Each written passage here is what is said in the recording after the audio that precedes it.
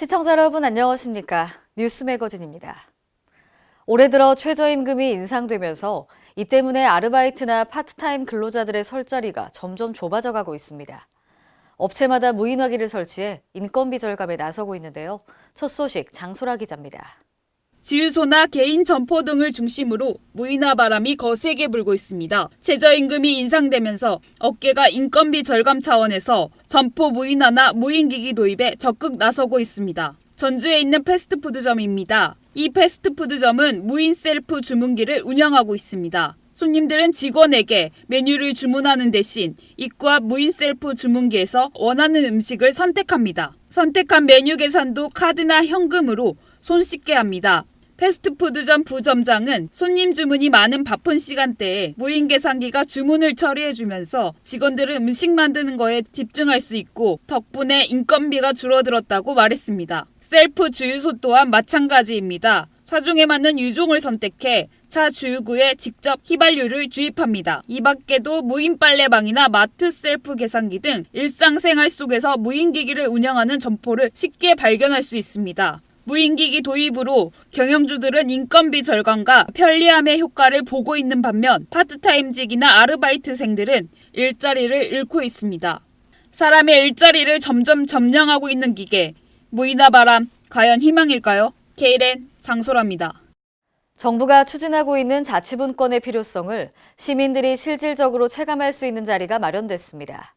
대전광역시는 지난 26일 서구청에서 우리 마을, 내 삶을 바꾸는 자치분권 대전이 앞장섭니다를 주제로 시민 토론회를 개최했는데요. 이 자리에서 풀뿌리 주민자치와 분권 강화를 위한 토의가 진행됐습니다. 이날 행사에 참석한 하승창 청와대 사회혁신수석은 본격적인 토의에 앞서 다음 세대의 정부를 위한 고려 사회혁신과 행정의 결합을 주제로 특강을 진행했습니다. 하 수석은 사회혁신과 관련된 다양한 사례 등을 설명하면서 그 필요성을 강조하고 이를 자치분권과 접목시켜 참석자들의 이해를 도왔습니다. 특강 이후에는 곽현근 대전대 행정학과 교수를 좌장으로 장용석 사회적 자본지원센터장, 김화진 서구 마을내 대표 등이 참여한 주제 발표가 이뤄졌습니다. 전북 익산의 각종 드라마와 영화 촬영장으로 각광받는 곳이 있는데요. 최근 흥행을 이끌었던 신과 함께 촬영으로도 유명한 곳이죠. 익산 교도소 세트장이 홍보 및 지역경제 활성화를 유도하고 있습니다. 홍재희 기자가 다녀왔습니다. 폐교를 활용한 영화 세트장인 전북 익산의 교도소 세트장이 각종 드라마와 영화의 촬영장으로 각광을 받으면서 홍보와 지역경제에 효자 노릇을 하고 있습니다. 영화 세트장인 교도소 세트장은 지난 2005년 익산시가 폐교된 성당초등학교 남성분교를 영화 세트장으로 건립, 지강원 사건을 다룬 영화 홀리데이를 촬영하면서 알려지기 시작했습니다.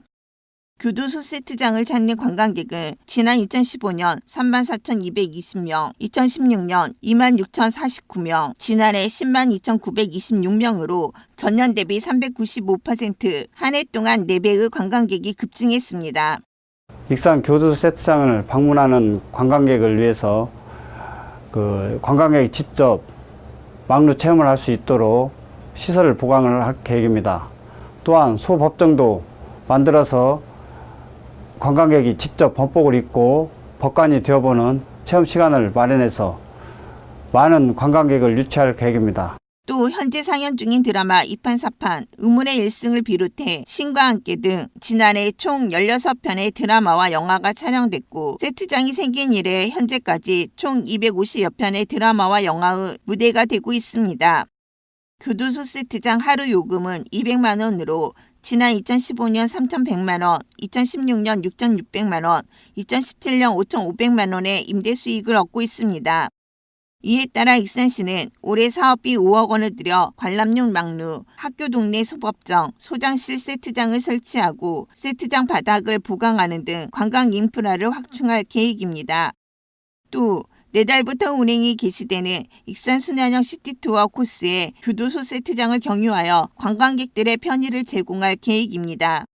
K랜 홍재희입니다. 경기도가 외국인 관광객을 유치하기 위해 공공, 의료, IT, 금융 분야 기업들과 손을 잡았습니다.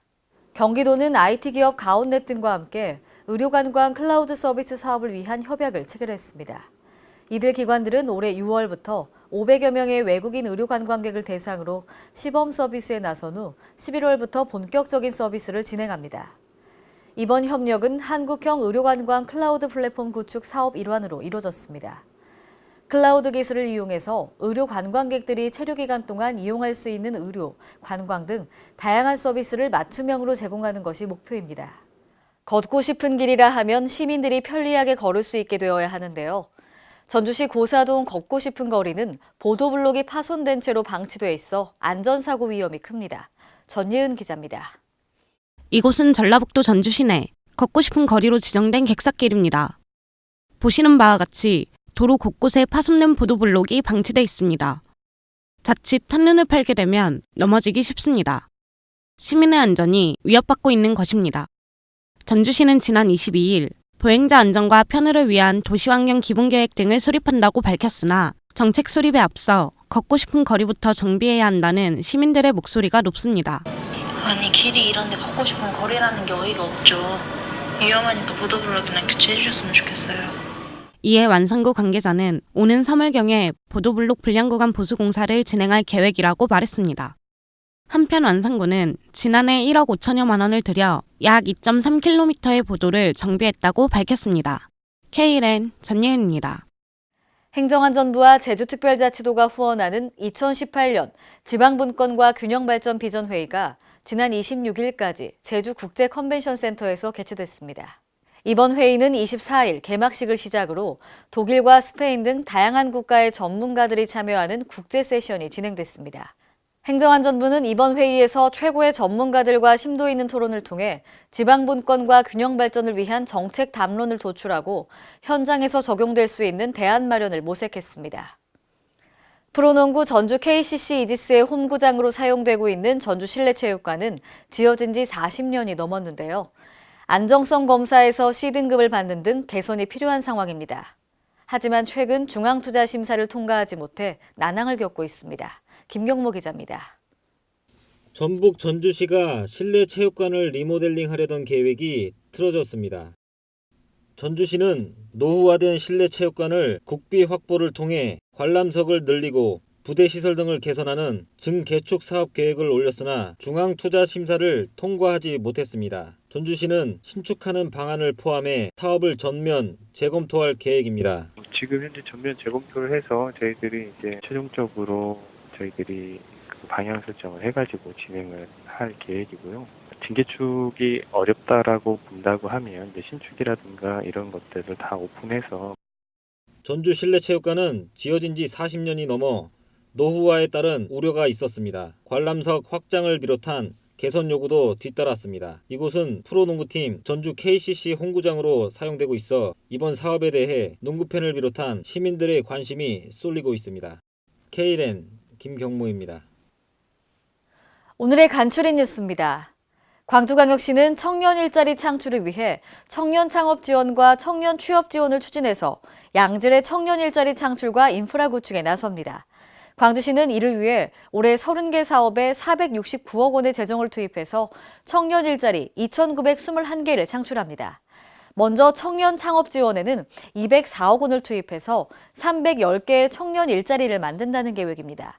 또 청년 창업 특례 보증을 통해 자금 확보가 어려운 900여 개의 청년 창업가를 지원하고 관내 2개 창업 선도대학 육성에도 적극 나섭니다. 경기도 고양시는 내달 12일부터 20일까지 부모가 함께하는 양육 환경 조성을 위한 2018 직장맘 앤 데디 행복 공동체 사업을 공모합니다. 공모 사업은 직장 소모임 지원으로 공동 돌봄의 사업이나 부모 역할 교육 등 10여 개 단체에 총 2천만 원이 지원됩니다. 신청 대상은 3인 이상으로 구성된 직장 부모 모임이나 협동조합 등인데요. 최대는 150만 원, 5인 이상 모임에 최대 200만 원을 지원합니다. 전라남도 여수시는 홀몸 노인 문제를 해결하기 위해 공동생활시설인 한꾼의 어르신 보금자리를 확대 추진합니다. 여수시는 한꾼의 어르신 보금자리를 올해 50곳까지 늘릴 계획인데요. 어르신들의 생활을 위해 이불이나 취사도구, 가전제품 등이 갖춰져 있고 일정에게 운영비가 지원됩니다.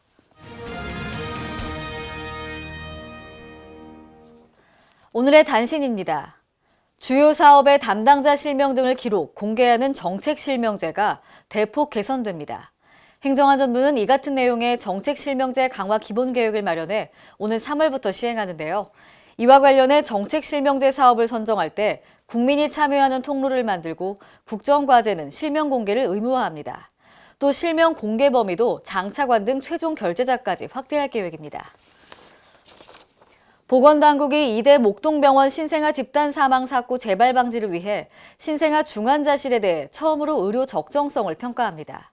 보건복지부는 건강보험 심사평가원 홈페이지에 2018년도 요양급여 적정성 평가 계획을 공개했는데요. 심평원은 매년 건강보험으로 제공된 진찰이나 수술 등 의료 서비스 전반에 대한 의학, 약학적 비용 효과적 측면의 적정성 여부를 평가합니다. 올해 적정성 평가는 환자 안전 평가 강화와 목표 중심 평가 확대 등을 목표로 합니다.